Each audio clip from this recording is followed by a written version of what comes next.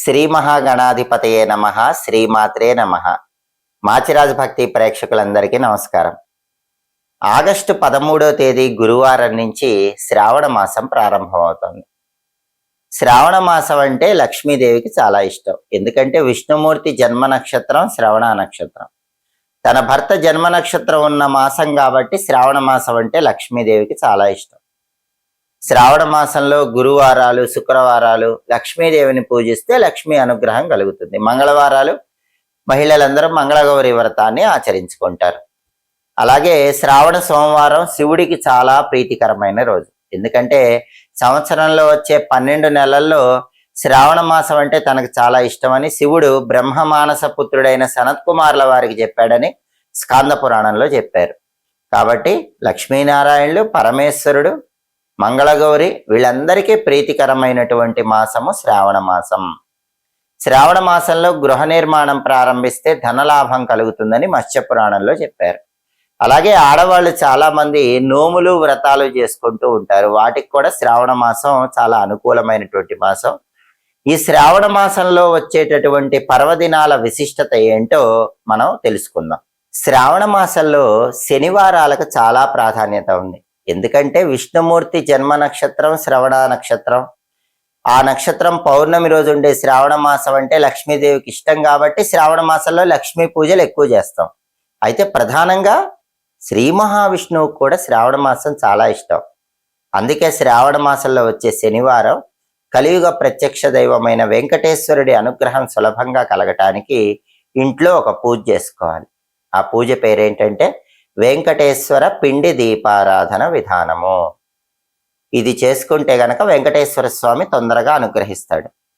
ఈ వెంకటేశ్వర పిండి దీపారాధన పూజ ఎందుకు చేసుకోవాలంటే పెళ్లి సమస్యలు ఉన్న వాళ్ళు ఖచ్చితంగా ఈ పూజ చేసుకోవాలి. సంబంధాలు చేతి వరకే వచ్చి జారిపోవటం, ఎన్ని ప్రయత్నాలు చేస్తున్నా వయసు పెరిగినా పెళ్లి కాకపోవటం, ఈ సమస్య ఉన్న వాళ్ళు చేసుకోవాలి. బాగా చదువుకున్న చదువుకు తగ్గ ఉద్యోగం రాక ఇబ్బంది పడుతున్న వాళ్ళు ఖచ్చితంగా ఈ పూజ చేసుకోవాలి. భార్యాభర్తల మధ్య గొడవలు కానీ, కుటుంబ కలహాలు కానీ ఉన్నవాళ్ళు ఈ పూజ చేసుకోవాలి. ఆరోగ్య సమస్యలు ఉన్న వాళ్ళు కూడా ఈ పూజ చేసుకోవాలి. ఇవన్నీ పోగొట్టే శక్తి, ఈ సమస్యలన్నీ తొలగింపజేసే శక్తి వెంకటేశ్వర పిండి దీపారాధన పూజకు ఉంది. ఈ పూజ ఎలా చేసుకోవాలి అంటే ముందుగా అందరూ స్నానం చేశాక శనివారం రోజు శ్రావణ మాసంలో చక్కగా తలంటు స్నానం చేయండి. శిరస్నానం చేశాక పూజ గదిలోకి వెళ్ళి ఆడవాళ్ళైనా మగవాళ్ళైనా ఎవరైనా ఈ పూజ చేసుకోవచ్చు. అయితే ముందు ఏం చేయాలంటే పూజ గదిలో గోడ మీద తడి పసుపు పూయండి. తడి పసుపు గోడకి గుండ్రంగా పూసిన తర్వాత కుంకుమ తీసుకొని ఆ తడి పసుపు మీద వెంకటేశ్వర స్వామి వారి నామం గుర్తు వేయండి. తిరునామం అంటారు. ఆ వెంకటేశ్వర స్వామి నామం గుర్తు వేసి దానికి నమస్కారం చేసుకొని ఆ నామం కింద పూజ గదిలో మనం పూజ చేసుకునే ప్రదేశం ఉంటుంది కదా, ఆ ప్రదేశంలో ఒక రాగి పళ్ళెం కానీ, ఇత్తడి పళ్ళెం కానీ, వెండి పళ్ళెం కానీ ఏదైనా సరే ఒక పెద్ద పళ్ళెం ఏర్పాటు చేసుకోండి. బియ్య పిండి, బెల్లం తురుము, ఆవు పాలు ఇవన్నీ కలిపి పిండి దీపాలు తయారు చేసుకోండి. వీటినే చలిమిడి దీపాలు అంటారు. అయితే ఇక్కడ వెంకటేశ్వర పిండి దీపారాధన విధి విధానంలో మాత్రం ఒకే ఒక్క పిండి దీపం తయారు చేసుకోండి. పెద్ద పిండి దీపం తయారు చేసుకోండి. బియ్య పిండి, బెల్లం తురుము, ఆవు పాలు కలిపి కొంచెం పెద్ద సైజులో ఉండే విధంగా పిండి దీపం తయారు చేసుకోండి. దానిలో ఆవు నెయ్యి పోసి ఒక కుంభ ఒత్తి వేయండి. వేసి దీపాన్ని వెలిగించండి. దీన్నే వెంకటేశ్వర పిండి దీపము అంటారు. అయితే ఈ పళ్ళెం ఎక్కడ ఉంచాలండి? ఈ పెద్ద పళ్ళెంలో పిండి దీపం వెలిగించాం. ఆ పళ్ళెం ఎక్కడ ఉంచాలి? పూజ చేసుకునే ఒక పీట మీద ఉంచాలి. మీ పూజా మందిరాల్లో చక్కగా ఒక పీట ఉంచుకొని ఆ పీటకు పసుపు రాసి కుంకుమ బొట్లు పెట్టి ఆ పీట మీద బియ్య పిండితో అష్టదళ పద్మ ముగ్గు వేయాలి. అంటే 8 దళాలు ఉన్న పద్మ ముగ్గు వేయాలి.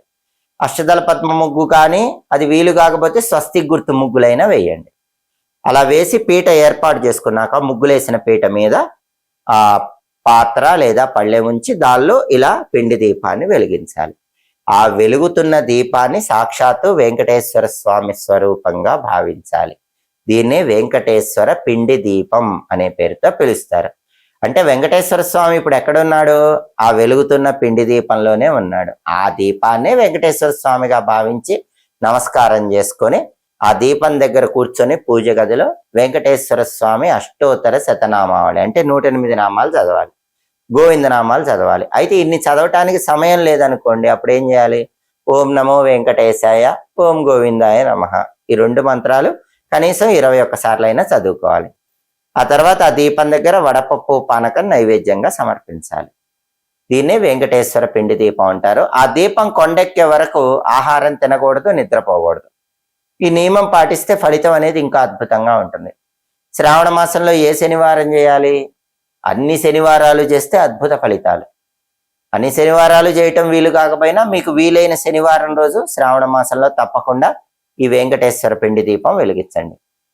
వెంకటేశ్వర స్వామి అనుగ్రహం వల్ల వివాహ సమస్యలు, దాంపత్య సమస్యలు, ఆర్థిక ఇబ్బందులు, అనారోగ్య సమస్యలు అన్నిటి నుంచి సులభంగా బయటపడటానికి శ్రావణ శనివారం ఈ వెంకటేశ్వర పిండి దీపారాధన అనేది చాలా అద్భుతంగా సహకరిస్తుంది.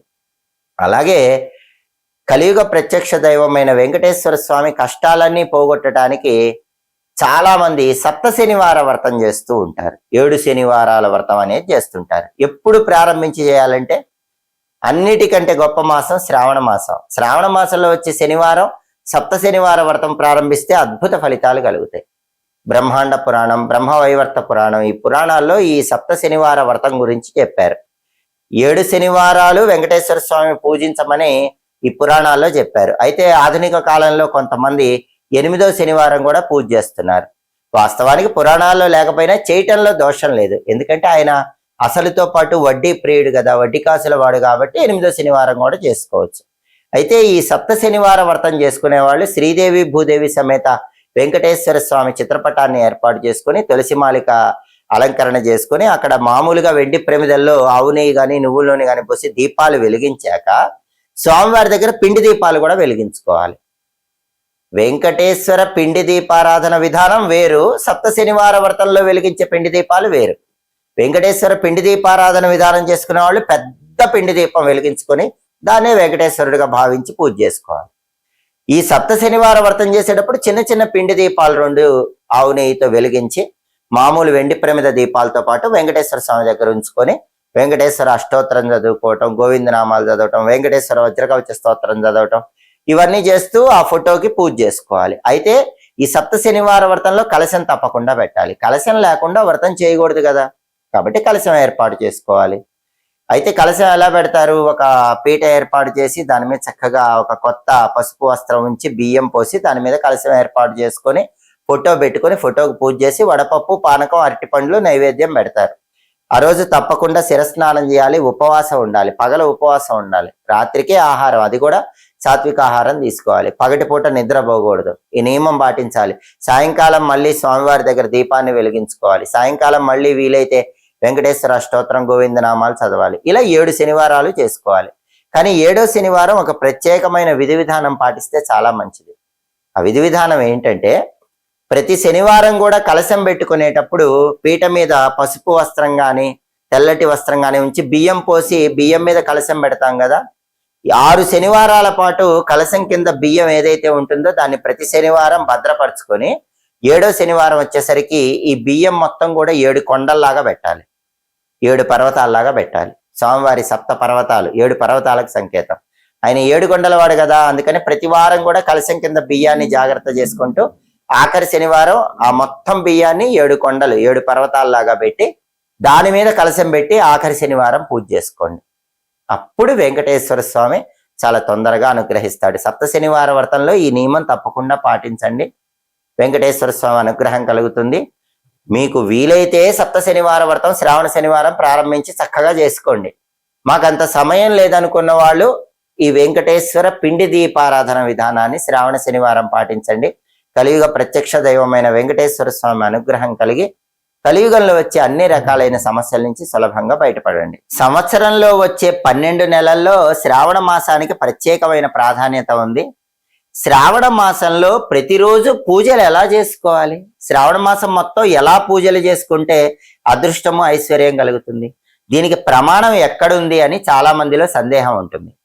శ్రావణ మాస పూజల గురించి ఏ పురాణాల్లో చెప్పారు అనే అనుమానం చాలా మందిలో ఉంటుంది.